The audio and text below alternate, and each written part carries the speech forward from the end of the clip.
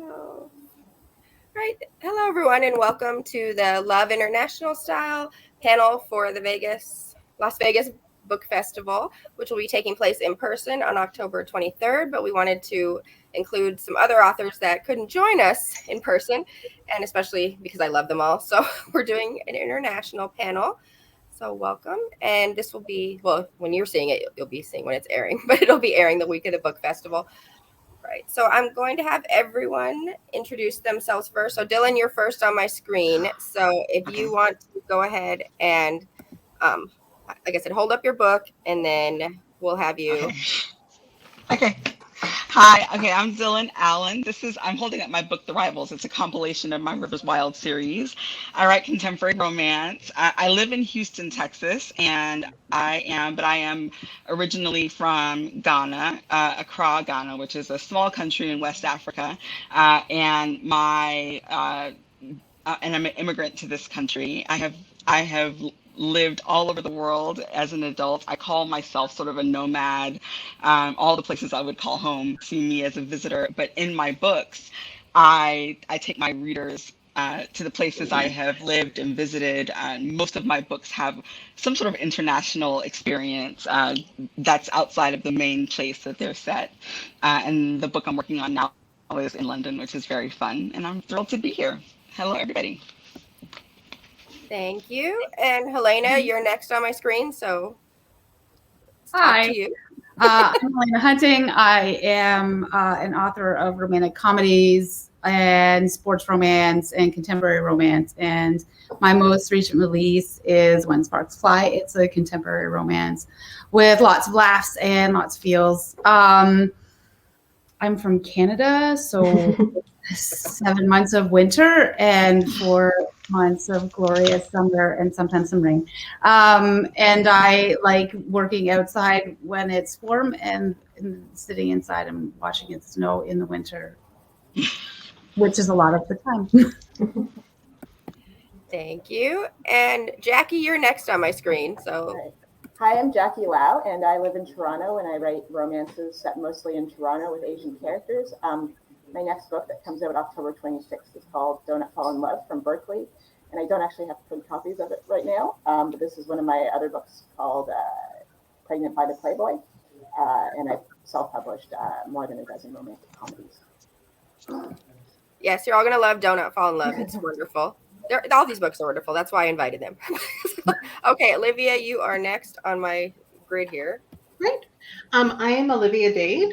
I also write romantic comedies. I live in Sweden, but I am an American. I moved here to be with my husband and my family about 3 years ago. And so I've spent the last year and a half in a Swedish apartment. So that's been great. But I'm going to be visiting the US later this month. So I'm excited about that. My upcoming book is All the Feels, which comes out on October 26th. And it is set in the same universe as Spoiler Alert, which is the previous book in the series. It's about sort of a fictional television show, a blockbuster fantasy show a la Game of Thrones, and about some of the actors on that show. In this case, it's an actor named Alex, who is theoretically out of control, but maybe not really, but he's assigned a minder, whom he calls his freelance foe of fun. And then he's basically no nonsense, and he is full of nonsense. And so I think it's a really funny book, and I hope everyone loves it. It's wonderful. I've got a chance to read it early, so yes, it's wonderful. And last but certainly not least is Farah Heron. Hi, I'm Farah. So I also live in Toronto.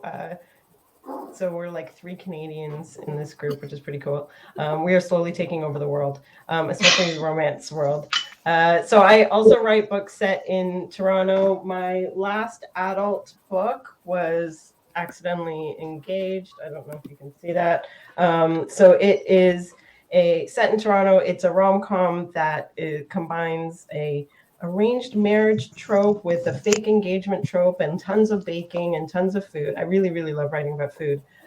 So this book came out in March, and then my next adult book, also in March, is called Camila Knows Best, and it is a retelling of Emma with South Asian characters set in Toronto. And it's also a lot of food in it because I don't know how not to write that. So I'm really excited to be here. I live in Toronto with my family, and I can't wait to chat with you all. Thank you. And I said last, but then my lovely friend Niky just joined us. So Niky, take it away. Tell us a little bit about your book and where you are.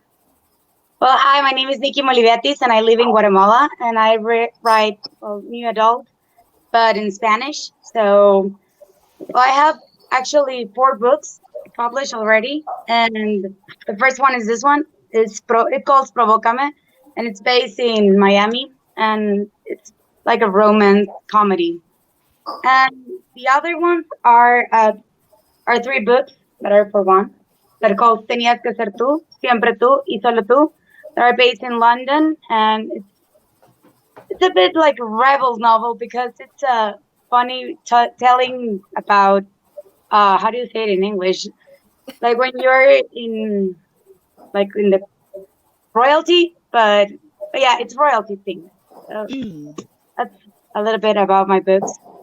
And well, they're in Spanish. If someone reads in Spanish, you can find them, platforms in all the libraries in Central America, in South America, in USA, and in Spain. So.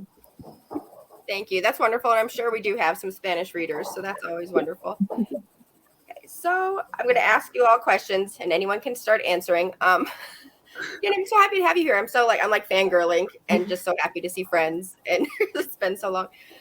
So what challenges have you had not being able to travel to see readers, and how have you kept them engaged because you're not able to travel to see them? Well, for myself, I am very much a hermit, and I am averse to pants in general. So I can't say that my general life has changed all that much. I wasn't going on book tours or anything anyway. I can tweet just as well in my pajamas, from my apartment in Sweden. But I think, in all seriousness, the hardest part has been sort of the mental toll of sort of not being able, in my case, to travel home to the U.S. And that has made my ability to be online more difficult because there's a lot of people hurting, and that has made it harder for me to be online as much as I love them. And so that has made it a little bit harder to communicate with readers just because of it's a hard time for everyone. Mm-hmm. I am I'm a traveler in general. I love to travel, and my husband and my children and I travel. That's sort of how we spend our money, our time. It's the thing that we do, and so it's been. And my very last reader event was in London. And I was supposed to attend one in Scotland. Can y'all hear me? I feel like I'm hearing some feedback. And I was supposed to travel with the Bookworm Box to to Cameroon to build. So there are all these things that were supposed to happen in 2020 and 2021 that of course haven't happened. And I think, like Olivia said, there is. I think all of us, not just everybody is in such a state of pain and anxiety that being online is also hard. And what I've done is created this bubble in my reader group where I pretend that it's my escape, and we talk about real things, but in general it's sort of it's a happy place, and I kept it that way by in a very deliberate fashion, because it can be a lot. But I miss traveling. I miss signings. I didn't do a ton of them. I would do a few a year, but it has. And I used to. I'll tell you. I don't know about the rest of you, but I used to. Love when they were over, I'd be exhausted, and it'd be like, oh, it's so much work, and I don't know if But not being able to do them has really made me appreciate just how what a wonderful facilitator of connection they are, for not just between readers, but with other authors as well, which is, you know, something I miss not seeing my colleagues. It's such a solitary job. You know, the work is only, you know, you do it by yourself. And so retreats and signings were where we used to, you know, really sort of touch base with each other. And I miss that very much. And I don't know, you know, I don't know when that will get back to normal again, but I can't wait, because I feel bereft without them. You know, in the Spanish like community, we don't have like a lot of signings. We just have like a few a year. Like we call them La Feria del Libro. So it's really like one thing of a year. And I was planning last year to go to Guadalajara to have a big signing with another author, and it was like kind of hard saying no. And then we lost a lot of we lost one of the biggest authors of, well, she had COVID and we have complicated. So you said like I miss to be there to have them.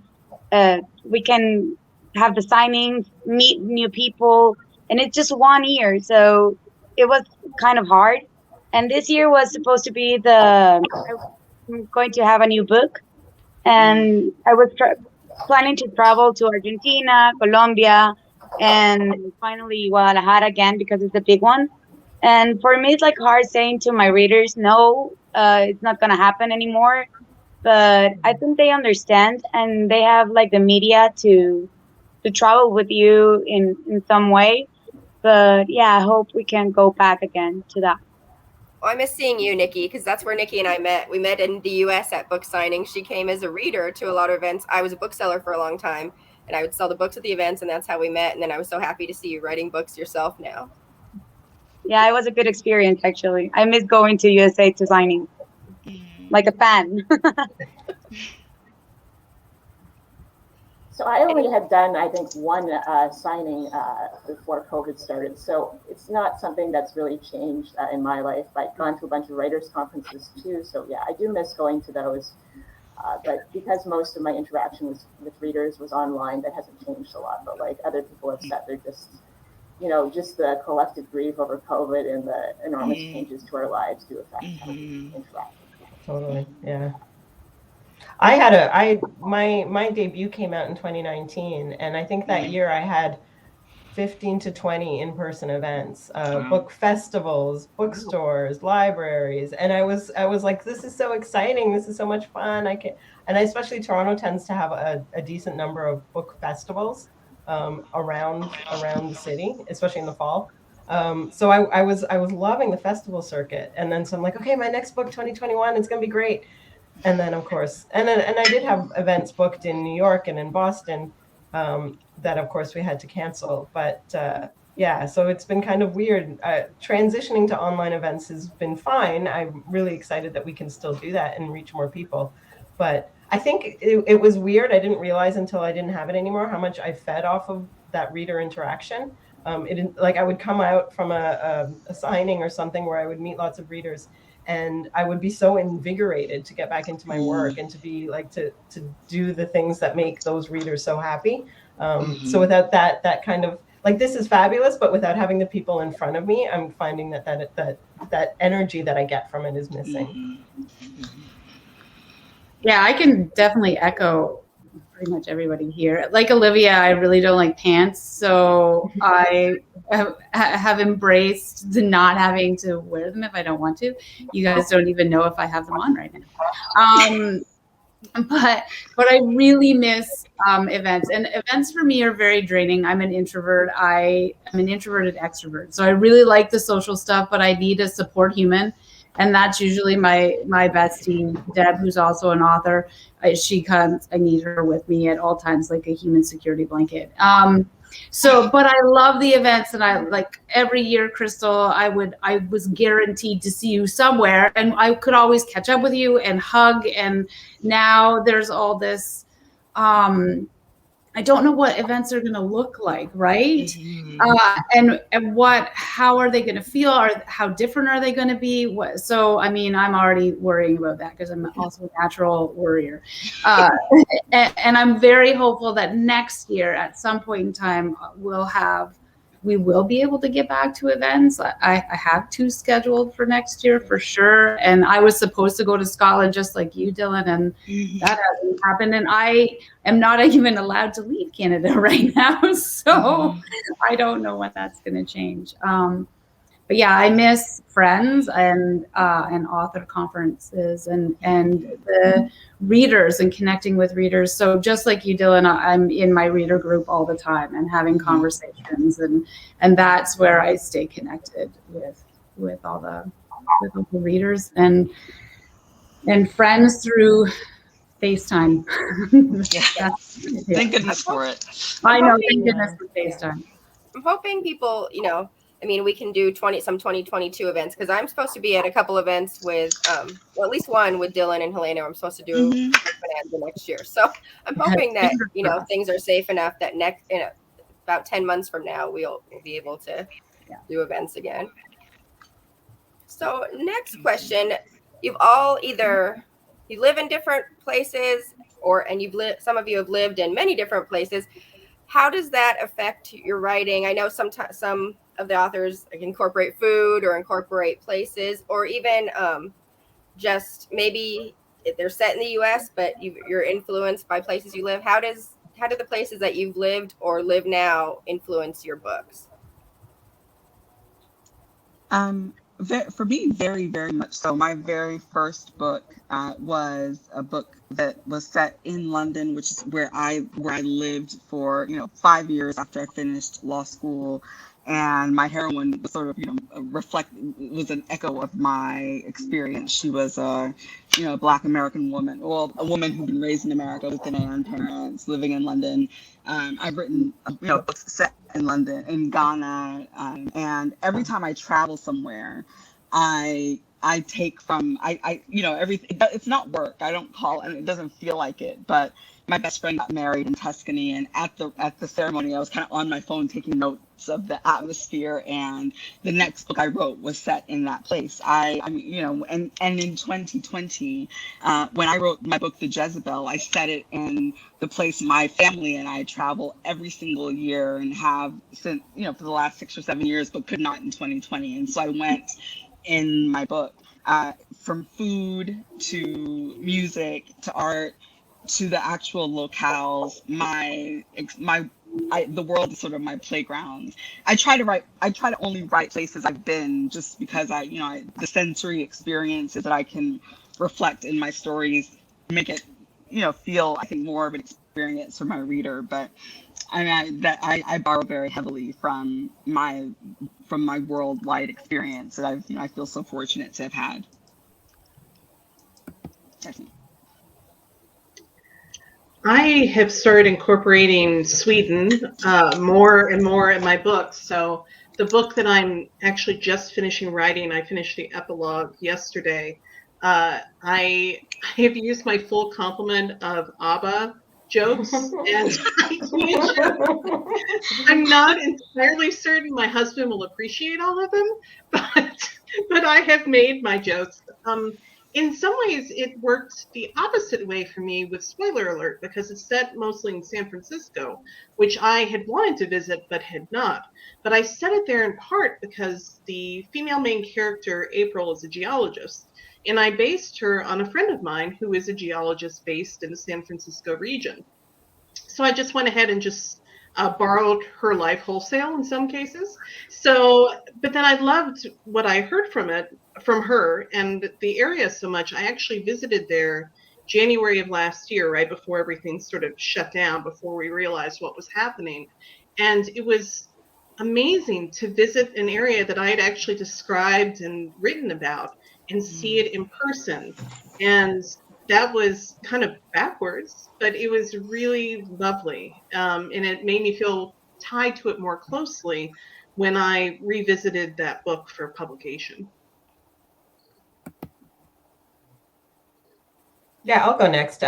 So I made a conscious choice to set my books in Toronto.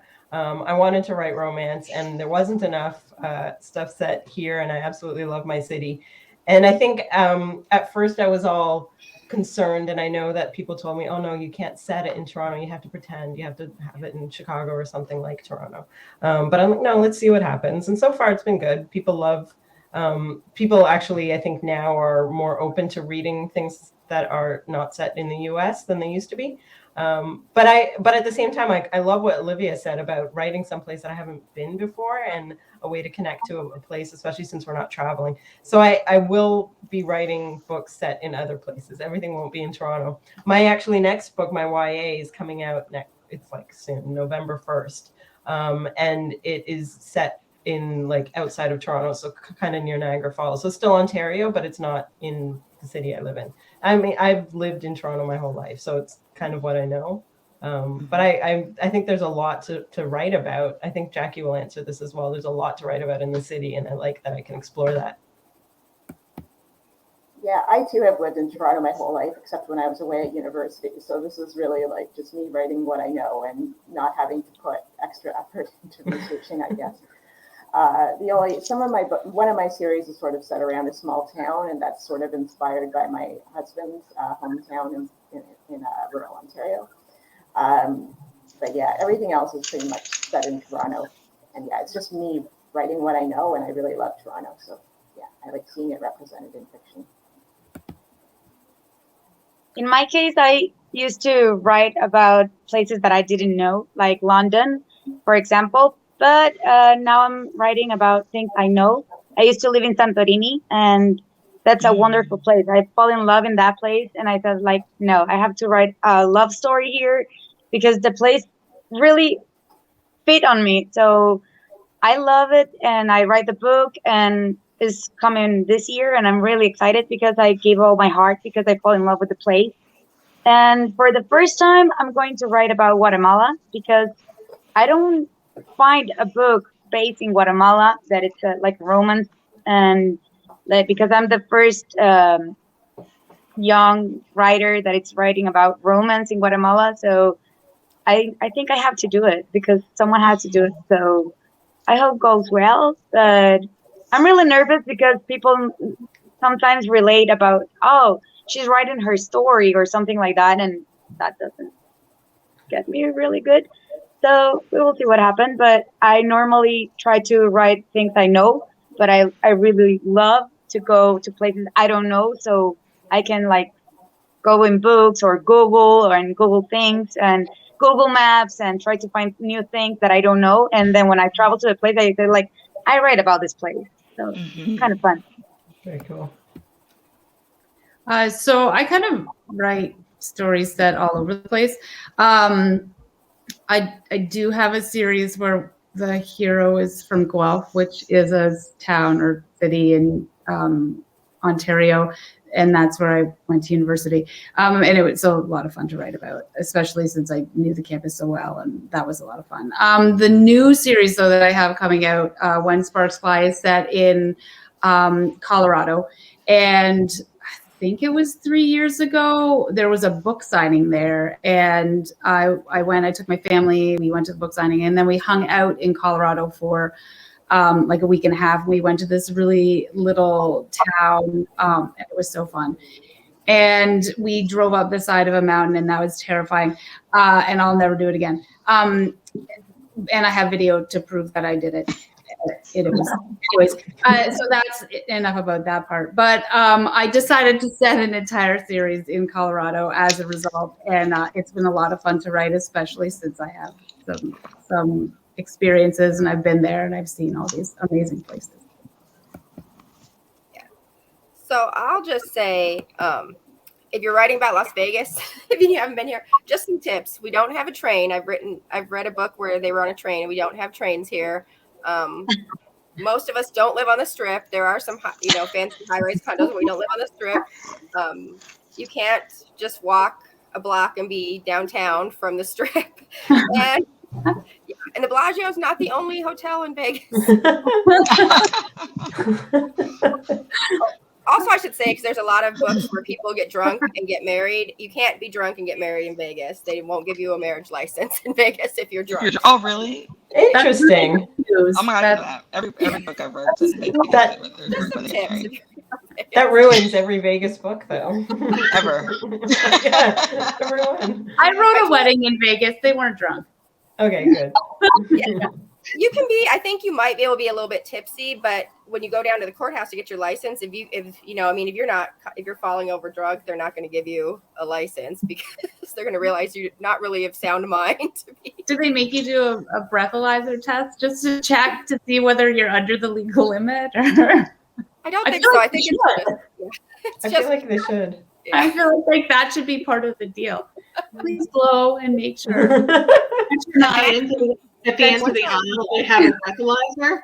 Oh, you have to blow into it. So great. I actually once, in coordination with the book festival a few years ago, we had some authors who were just visiting Vegas and they wanted to do something different for a book signing. So we set them up in a wedding chapel and we did a contest where a couple got to renew their vows and the authors got to pick who got to renew their vows. So it was this couple married like 40 years and they had wedding cake and everything. And then the authors were streamed live because the wedding chapel streams for you if you're getting married. So. Oh, that's great. That's awesome. That was totally cool. So next question. So what book, if you could choose one of your books for people to start with, what book would you choose as the starter book for someone who hasn't read you yet? I'm going to say for Dylan, I'm just going to choose for you. No, you can choose your own, but that's my absolute favorite by Dylan. I could pick a favorite book from all of you, but what book would you choose if someone had never read your book before? I'd rather hear what book you would choose. Yes. Well, you know, The Handle with Care is my favorite book by you. So but I think everyone would want to start with the hockey ones, but Handle with Care is my favorite book. A Handle with Care, I love it. Yeah. It's got one of the best heroines I've ever read. So. Oh, thank you. Oh, wow. That's a huge compliment. Handle with Care is sort of its own standalone, right? But it's, like sort of office romance, and he's like he's so broody. He was so fun to write. That was fun. But I would say most people start with Pucked when they're reading yours. But yeah, Handle with Care. Or the standalones. I think because Pucked is like really out there. It's like really, like if you're expecting a dark romance or something serious, it's called Pucked, and it looks like that's not what it says on the cover. So that should tell you a little bit about the content. So I feel like if you want something slightly tamer, Meet Cute is also a good launch point. Yeah, or Kiss My Cupcake. That's a good one. I like that name. Kiss My Cupcake? Yeah. Very good. Cute. It's a cupcake person and a guy who opens up a axe throwing place right next door to. Yeah, she's got a cupcake and booze shop. So drinks and cupcakes together. I mean, I would go there. I wish someone would open one of those so I could go there. I think I would say I wouldn't say the Jezebel just because it's it's the third book in the series, but and also it's so long. I feel like you have to love me to read it because it's longer than sort of the typical the average or what they say is the average. But I would say that my book Then Came You. It's my fourth book. It is, I think, the one. It's set in Ghana in the beginning of the book. The first half of it is set in my mother's village in Ghana. It's a contemporary romance, and so it's set in the modern sort of iteration of it. But I feel like out of all of my books, it's the one where my voice feels the clearest to me when I read it. It is angsty, but it's emotional and it's a little bit hard. And I think if you love it, then you'll love everything because it's very very atmospheric. From Ghana to her love interest was a aristocrat earl, the heir to an earldom in the modern sense. So he's more like a farmer now as they're running their estate, and the rest of the book is set in this very beautiful British estate in Coventry. It's really nice, and I think I feel like it's a great all-around Dylan Allen experience, and so that would be. It's called Then Came You. That would be it. I think for mine, you could start with Engaged. I don't write series like I only have 2 books out, but a couple more are on the way. But they're all standalone. You don't have to read one before the other. But my first book, The Chai Factor, takes place before Engaged, and it has characters in common with it. So I think that would be a great place to start. And a lot of people haven't read The Trifactor because it was a Canadian release, a Canadian publisher, and it was kind of, it sounds really silly, it was bigger in Canada. It's like My Girlfriend Lives in Canada. So most people don't even know about it. It's available anywhere, but it was a bigger, like, had a lot more publicity in Canada than anywhere else. And The Trifactor is about a engineer who comes home from grad school to write her final project, and her grandmother has rented the basement out to a barbershop quartet. So there's 4 guys living in the basement with her, and she has lots of hijinks with them, and of course falls in love with the baritone. So I think it's a really good way to kind of see my voice and stuff. If you like food, though, Engaged is the way to go, because that's the bread book. I think that book is more about bread than anything else. So it also shows you that, I mean, Trifactor has food in it too, but it shows you how much I love food and how much I love writing about food. Yeah, when I read Engaged first, and then like took my roommate's daughter, you know this, to Indian food, and I ordered every bread because she'd never had Indian food, so I ordered every type of bread they had. I'm like, you have to try every bread. You have It's so good. It's unfortunately not a great book if you can't have carbs. I apologize to all those people, but it's a lot of bread. In my case, well, I would say like you can start with Provócame, that it's just one book, just that book. And but the one that I really like is the one that is coming this year, that called in English is The Promise We've Never Made. And I really want to have it translate that book, so I hope you can all read it soon. And for those who read in Portuguese, my series is in Portuguese too.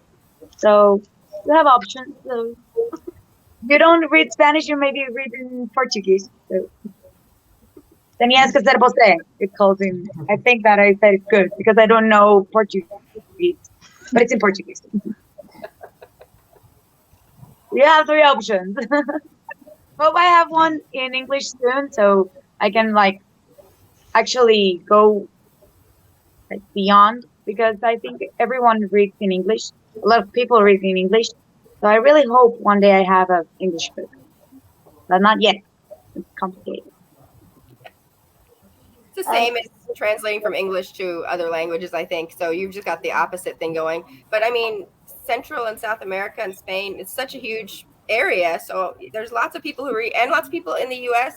Yeah, and are reading Spanish it's too. a lot. Yes. No, and it's a really big community because I came from Wattpad. I don't know if someone knows Wattpad, but I started there, and actually because of the readers and because they were like, go and publish her, go and publish her. I have my publisher in Spain, so yeah, it's a big deal. So I'm happy.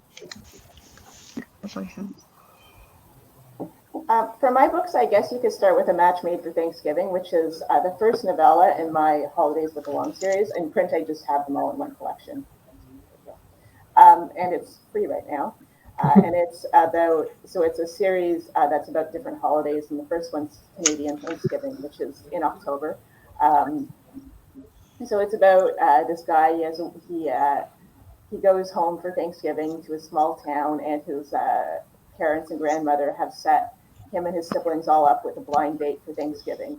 And his brother is set up with the hero's latest one-night stand. So that's that book. And then there's Christmas, Chinese New Year, and Valentine's Day novella in that series as well. I think for me, there are certain things that are in all of my books. Like pretty much all of my books have at least one main character who's fat, because fat representation is one of the big things that I care about and want to do well. I think I'm never going to write what is often called an alcohol hero. That's just not what I do. But some of my stories, like the ones I self-published, are a little bit quieter, and that's sort of deliberate. I actually really enjoy stories with a little bit less drama and angst to them. They're still rom-coms, but maybe the stakes aren't quite as high. One of my books that I self-published is called Teach Me. It is very close to my heart. It is a story of 2 40-something high school teachers, and she's a bit of an ice queen, and he is the cinnamonious roll, cinnamon roll, whoever cinnamon rolled, and it's very close to my heart because I was a teacher, and it's also close to my heart because I really love both characters, and I think it's quite funny. But when I wrote Spoiler Alert, which was my first book that I knew was going to be on bookshelves in the US and eventually around the world, as it turns out, I thought publishing is a very tumultuous industry. There was a chance this was going to be my one and only contract that would get me on bookshelves around the world, and I was not going to let that opportunity go. So if there's something I wanted to say, it is in there. So spoiler alert is not as quiet a book. It is about, hopefully I did it well, but it's about a lot of different things that I wanted to say because I thought that I might not have a chance to say them again. So it's about fat shaming, but it's about fat shaming with a female character who already loves herself and her body. This is not a journey to her loving herself. She already does. It's a journey to her being able to say to the people around her, "You're hurting me, and it needs to stop." It's about boundaries rather than her going on a journey to self-acceptance. And it's about sort of how you construct identities to protect yourself. It's about found families. It's about terrible, terrible movie scripts because the male main character took just any job he could find for a long time. And so in between chapters, I have little snippets of some of his really terrible movies or television roles or some of the fan fiction that he or the other characters write. And I genuinely think one of the highlights of my career is a snippet from a script that I wrote about a troubled unicyclist in Portland who joins a unicycling gang, and it's called One Wheel, Two Wheel, and it's a snippet from that. And it is genuinely the most fun possibly I've ever had writing anything. There's also a snippet from a script called Dosey Danger about a lawyer in hiding from the mob amongst square dancers. So like I had a lot of fun with that book, awesome. Even amidst everything else. So if you want like swinging for the fences, then it's probably Spoiler Alert. If you like quieter stories that are very heartfelt as well as funny, although Spoiler Alert is heartfelt too, but it is a little bit more. There's a lot, right? So then Teach Me would be the other option. They're both so good. Like Teach Me was just wonderful, and Spoiler Alert was absolutely hilarious. I didn't realize that was real script that you had written. Oh, no, that's not a real script. I mean the unicyclist. I didn't realize that that was something. Oh, that I wrote? Well, I knew it was in the book, but you were saying that was based on something that you you just wrote. Oh, you just wrote it for the book. Okay, I thought you'd actually written a script. No. I want to read that now. I want to read the play. I was like, can we all read this play? Yes. And Jackie, I love a good holiday book, so I'm gonna definitely have to check that out because I love holiday books. I don't know, holiday books just get you. I mean, no matter what holiday it is, for some reason they just get you all in the feels. Mm-hmm. So I want to ask, is there one character that either people have related to the most or disliked the most? What character do you get the most feedback on? Or have you received the most feedback on? That they've loved or hated the character? Is there one? Yeah. I'll go. Oh, Dylan, you go, then I'll go. Oh no. Well, no, the book I mentioned that's set in Ghana, when I was writing it, my editor, she hated my heroine. She's not, I think she's not,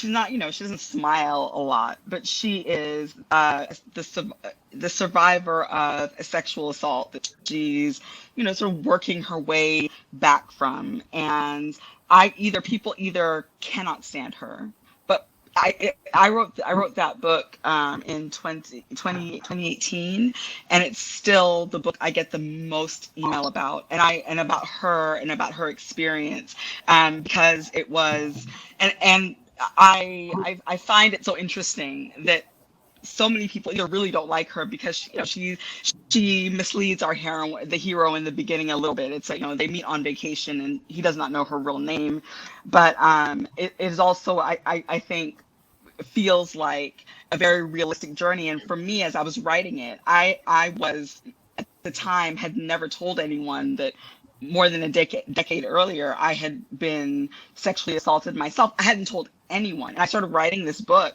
and I told my husband for the first time, I told my sisters for the first time, and it was so cathartic for me. And it's such an honor that the women who write to me about her still weekly to this day. And it's interesting because it's like it's not the book that sells the most, it's the book that has the least reviews, but it's the one I get the most feedback from. Either she's terrible and she needs to get over it, or and there was some like that, and I ignore those because I just think you get over it. But it's such an honor that the conversations that have been born of that book have been so gratifying for me. And so that one, it's the same one, the one I said if you want to start with, you would start with, because that's it. So I would say recently for me, the book that's gotten kind of like the most genuine feedback is Little Lies. It's actually written underage hunting and it's angsty new adult. And so I wrote about two characters who have fairly severe anxiety, and it is their journey and how they don't cope and then how they do. And so I think and it released in 2020, last year. Yes. Sorry. They like the last 2 years are blending together. And so I think because of COVID and because of the stress that people were under, I think it resonated a lot with readers, and they felt seen. And I'm an anxious, nervous person, so it was very cathartic to write for me. And I think readers maybe felt that, and that's the one I think that has gotten some really great, genuine feedback that makes me feel positive. I think for me, the main character of Accidentally Engaged, Rena, I've gotten so many people say that, oh my God, I am Rena. I relate to her. How did you manage to write my life? And I find that really interesting because Rena is a South Asian Indian woman living in Toronto. She's a Muslim woman. So I was like, that I would have thought that people would find, I don't know if I thought that people would find that harder to relate with too. But I very specifically wrote her to be kind of in that in-between part of your life that a lot of people go through, where you're not quite independent but not quite dependent anymore. It's getting harder and harder to own your own home or to have a stable job or all of those things. And a lot of people are just kind of stuck in that same kind of rut with their job, the job that is just a job and it's not something they love. Relationships are harder. And then she's a middle child and her parents are very, very domineering and involved in her life. And so that kind of where you're not quite unhappy with your life, but not quite thriving either, is really what I was aiming for with that book. And I think that resonated with a lot of people. I think that's something that's quite universal. So I definitely get the most comments about her, also because of course she loves food, and I think a lot of other people love food. She's also the character that I think is the most like me because of that, her love of food and similar hobbies as mine, but also that kind of where you're just sometimes not really quite sure what you're supposed to be doing and figuring it all out as you go. In my case, I think it's called Mia Caracla. She's a Guatemalan girl living in Santorini in The Promise We Never Made. People really relate with her because she's Latina, and my readers are Latina. And we always want to try to find a new love really far away and to have the experience to travel and be able to live in another place. So, and this book is right in like 6 years apart, and people can see how the evolution the character has, because she was like really little girl, insecure, that doesn't know about the world, that it's just trying to know more things. to learn the language in Greek and all these things. So people really relate to her insecurities and the way she tries to manage the things that are around her and be just herself. So yeah, people really love Mia. And normally people say like, "Oh, I'm Mia," and I like that because they want to be able to go out and find their self in other places. So I like that. But the most people really hate is in Tenías que ser tú. It has to be you because my character has really low self love, doesn't love herself, so she cries a lot. So people are like, "Why she's crying again?" And I'm like, "Dude, she's not loving herself, so she cries. That's what you do. You cry because you're trying to find yourself and trying to love yourself. So you cry a lot." And they were like, "Oh, she's crying again." And I'm like, "No, she's sad. What are you doing?" So yeah, that's the two characters I had most related.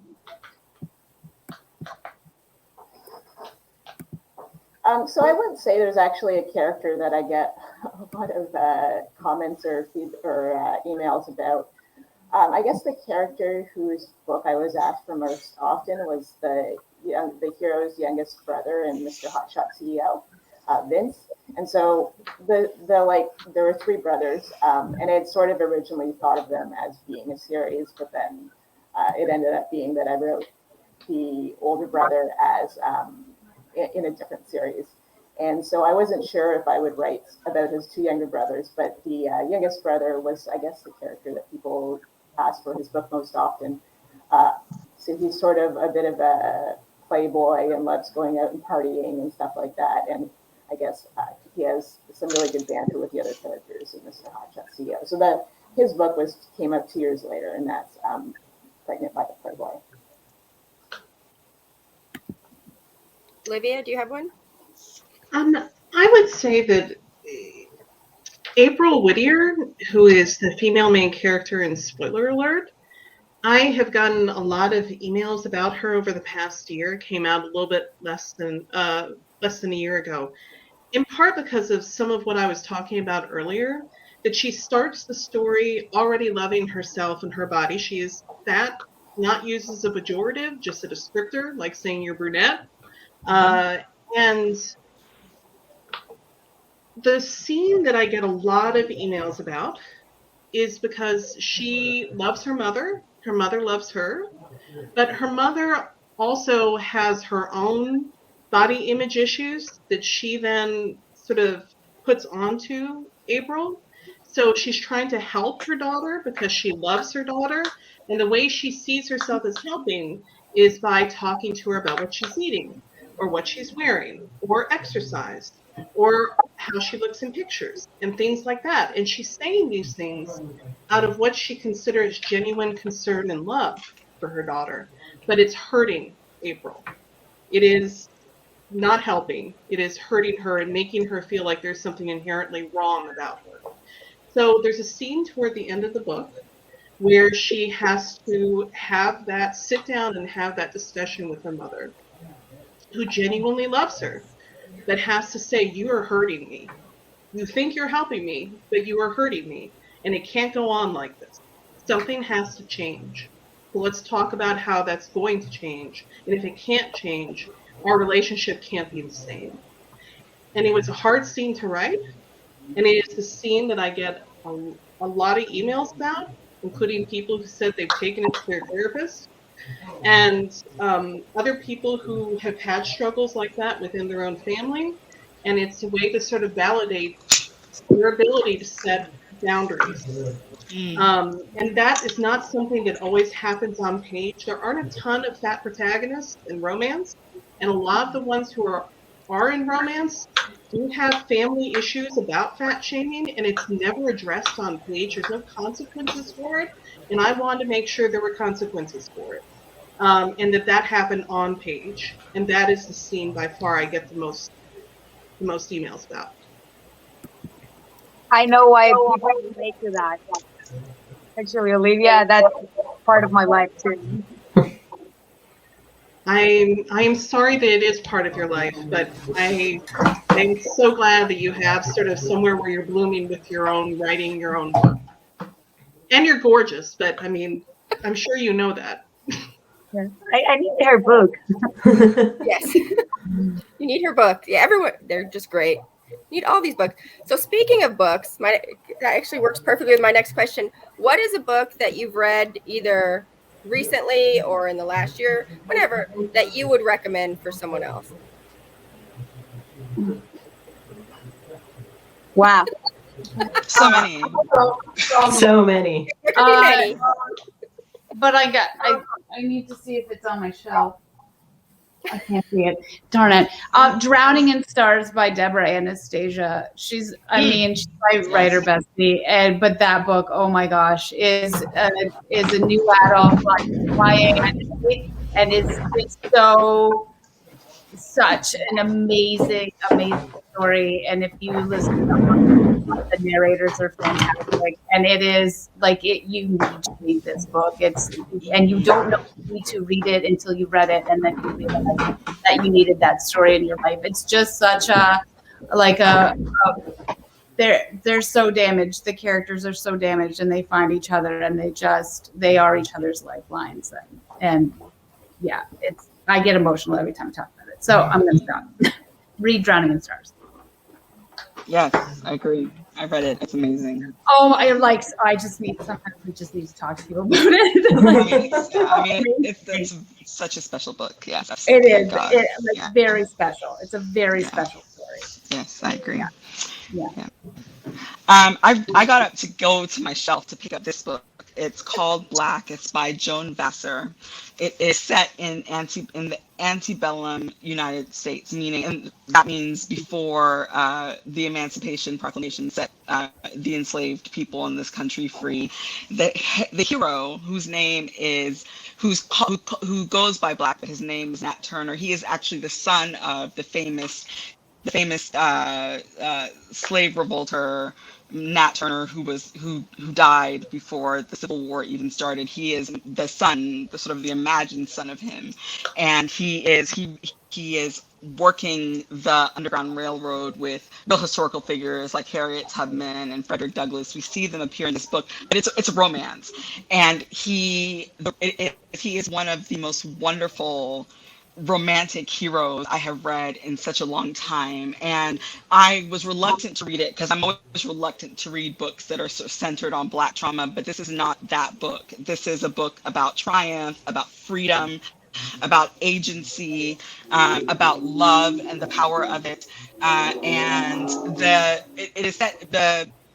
There's a place called Fort Independence, which is in New Canada, I guess, which is what Canada was called. It's outside of the United States, and that's where he takes the people that he helps free. And I read it, I listened to it on audio. The audio is amazing. If you are an audiophile, the narrator is Jacoby Diem, who if you know, then you know. It is some of his from everything about his narration, from his if you are not writing a book with Jacoby Diem orgasming in audio, you are not using him to his best and highest use. But it's also such a poignant, honest love story.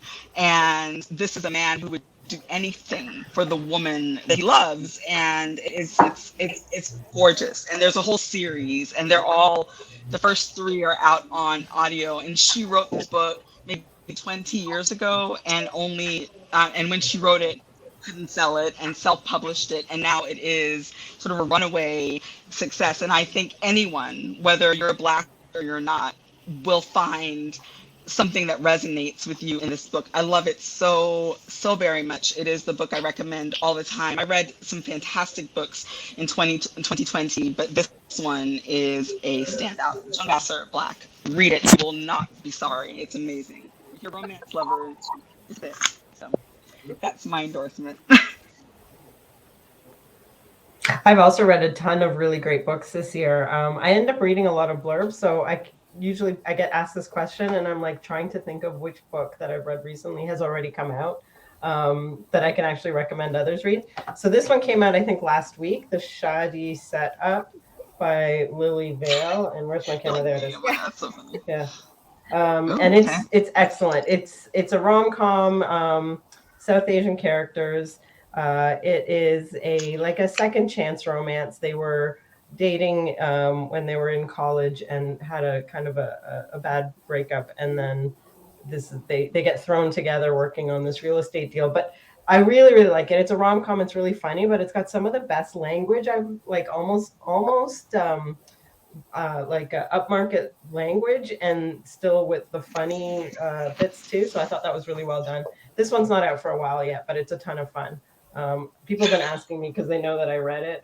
So people have asked me, is it really as good as the hype? And it is. It's excellent. What is it? I can't see that title. It's How to Marry Keanu Reeves in 90 Days. Yeah, Quanah Jackson. Oh, yes! Yeah, Quanah Jackson. Oh my God, yeah. yes. And yes, she's fabulous. She's a great writer. But this Easy. one, I agree. I really thought like it surprised me a lot. It's not out for a while, but it surprised me a lot at how heartfelt it was. I thought it would just be like a hilarious romp across the country, but it's got a lot of depth to it. It's got a ton of depth, and I really thought it was well done. So those are the two that I'd recommend. I have one, and I've read the Keanu Reeves, and I have the Shoddy Setup, so I need to read that. But yeah, the Shoddy Setup is excellent.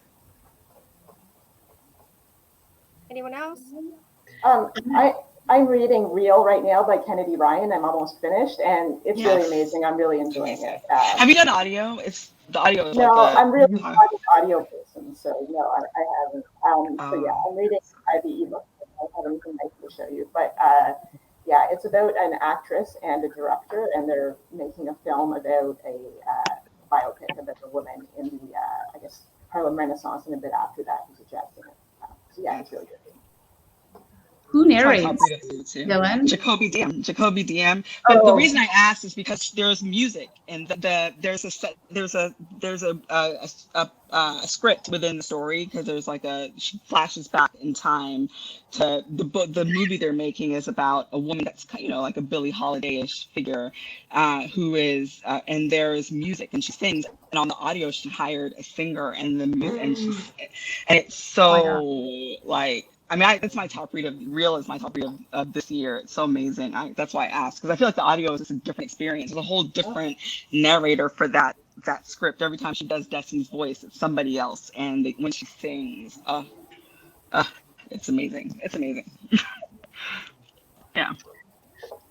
I think one of the most books that I will remember most reading from this year, if you've been online in the past couple months, I will just say Minotaurs and just stop there. Oh my gosh, I downloaded it today. It is much better than it has any right to be. I mean, to be truthful. But I will say that more seriously, although it genuinely was entertaining, that I am a lifelong Mia Sosa stan. Yeah. And so, The Worst Best Man is obviously beloved, and it's beloved for good reason. She is hilarious, and she's so good. She's a dear friend of mine too. So she's also a good person, but she's also an amazing writer. She is so good in a way that I am not. My sort of great thing about rom-coms is you can approach them in so many different ways. A lot of my comedy comes from wordplay, and a lot of hers does too, but she's also really good at thinking through her scenes in a very deliberately cinematic way, like thinking about how they would look on screen as she's scripting it, which is not something that I do, but she is so good at that, like high concept ideas for what's going to happen in the book. It's quintessentially modern, it's hilarious, and she's amazing. So, Mia Sosa till the end of time. Yeah. Yes. I had one of my most embarrassing fangirl moments with Mia Sosa in 2018 at RWA. I was at the Avon party, and I saw her, and I was like, oh my God, I love your books. I'm reading the arc of the new one. And she was just like very gracious and nice. And then I was like, I don't think she believed me. So then I had to like bring it up on my Kindle. And I was like, I really do read your books. And then I invited her to Vegas for the book festival, and she came to the book festival that year in person. Amazing. And Helena, when you do read the Minotaur book, please let me know what you think.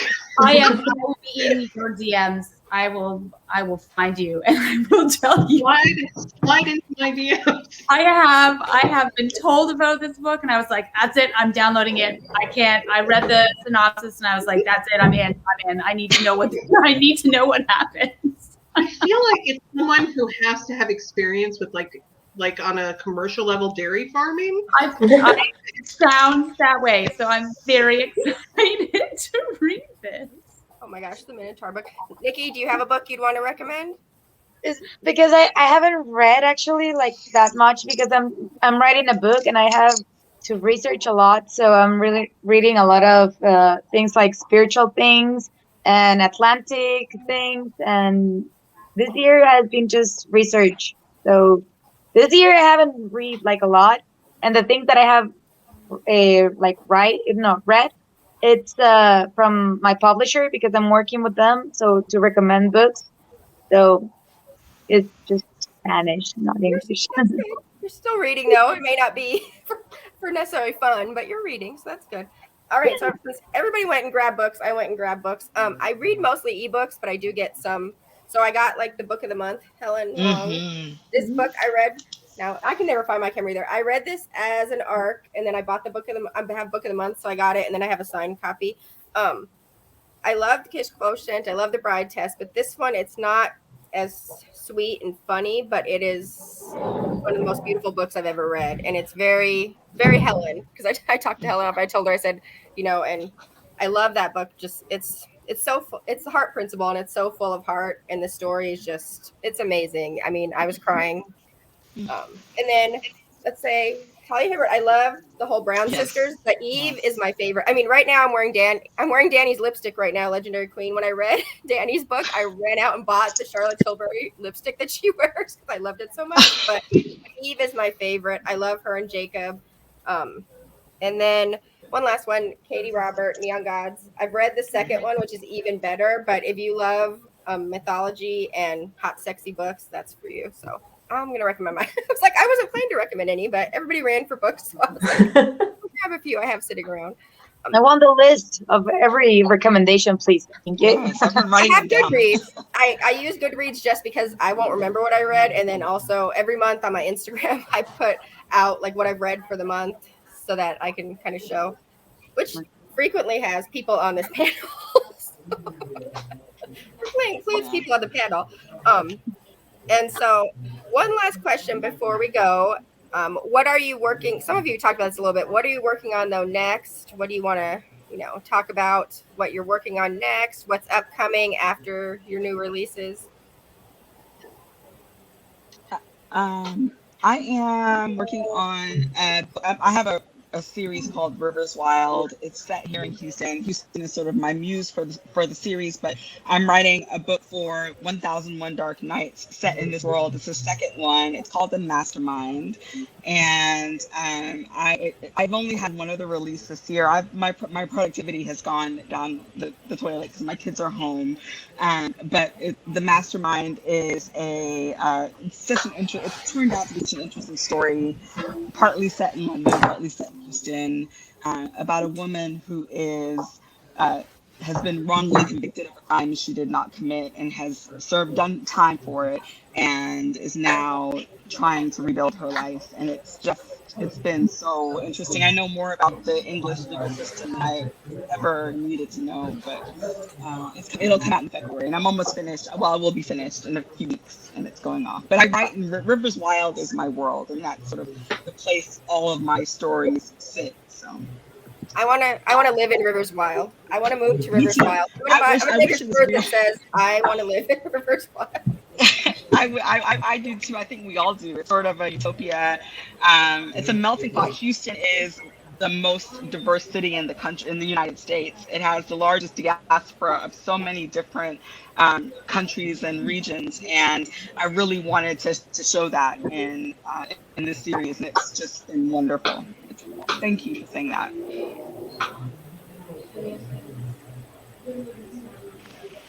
Okay. So my for everyone else. my next release is coming out in November 1st, and it's my first YA. It's called Tahira in Bloom.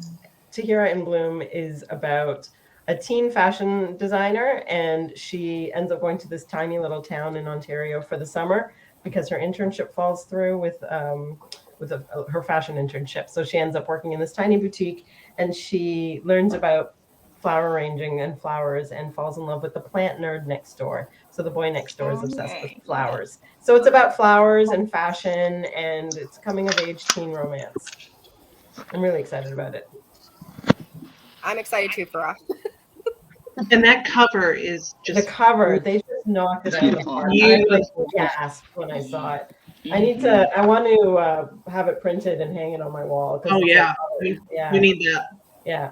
And it's going to be in hardcover, and so it's going to have a gorgeous full wrap of flowers on the back too. So it'll be very pretty. Congrats. Thank you. Go ahead. Okay. In my case, I'm working in my next book that it's going to be published. It's supposed this year, but it has to be a bit slow with my publisher. So it's The Promise Women Never Made. I hope it comes soon because I love the cover, and I can't release it right now, but it's really pretty. It's one of my favorite covers that I have made, and I'm working on that because we're doing the editing, the looking of change, making changes and everything. And I'm writing a new book either that it's based in Guatemala. I have not even think about a title or anything, but I'm excited because it's the first book I'm writing in Guatemala, so we'll see what happens. I'll tell you next year about it. Yeah, I want you to send me the cover. You need to DM me. Okay, I will. I can send it to you. I just like cannot publish it like you. So I just took a week off writing because I finished I just submitted the follow-up to Don't Fall in Love to my editor. So Don't Fall in Love is about a Asian movie star who hires the heroine to help him teach him how to bake.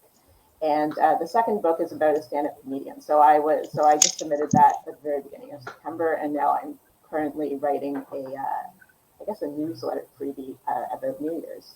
But that's not going to take too long. So hopefully I'll be able to get back into the swing of writing. Okay. I'm so excited that you said that. I'm so excited. I love Don't Fall in Love, and I know it's stand-up comedian you're talking about, so I'm so excited.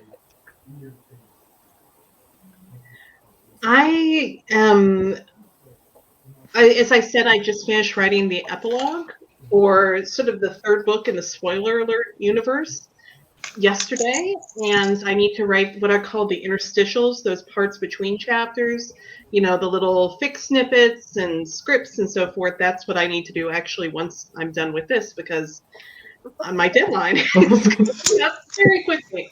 And the premise of that is that a Swedish 20-something actress comes to LA for an audition for a show, and has a one-night stand and figures she will not see him ever again, because that always works out in romance novels. So she walks away without leaving her number or her full name or anything, because there's no point. She lives in Sweden. He's American. And then, of course, she shows up her audition the next day, and the person she has a chemistry audition with for this character is him, of course.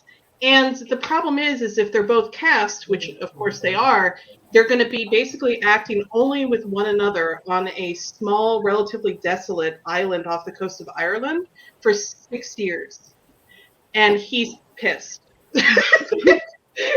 She just left. So it starts sort of with that, and through their first year of filming, and then it picks up when the series ends, when they sort of have to make the decision, because it's their last press junket, and either she's going to go back to Sweden or she's not.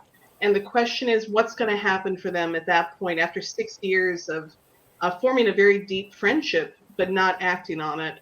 And we'll see. I mean, I've got to revise it still, but I think there's a lot that I love about this book. It's also, both the female and male main characters are fat. Now, it's important to me to also have fat male main characters at some point, and so that was fun too. So I got to look at photos of Cooper Andrews, I think is his name, and just drooled over those for a lot of time, like an absurd amount of time. Yeah, I think that's important too. I was talking to Tessa Bailey last week we had a chat last week, and talking about how she writes that a lot, like the dad, like even just the dad bod or just the PMB. You know, they don't have the abs necessarily, but you know, it doesn't mean men aren't attractive either. So. Yeah. Well, thank you all for being here. I had a wonderful time with all of you. You guys are all awesome. I knew you were awesome already, but now everybody else will see how awesome you are. And if you want to hold up your books one last time, so everyone can see. Yay! Thank you all again. And it's great seeing you. And everyone gets to see this in October. So thank you. Love you all. Thank you so much. Thank you, everybody. Take care. Thank you. Bye.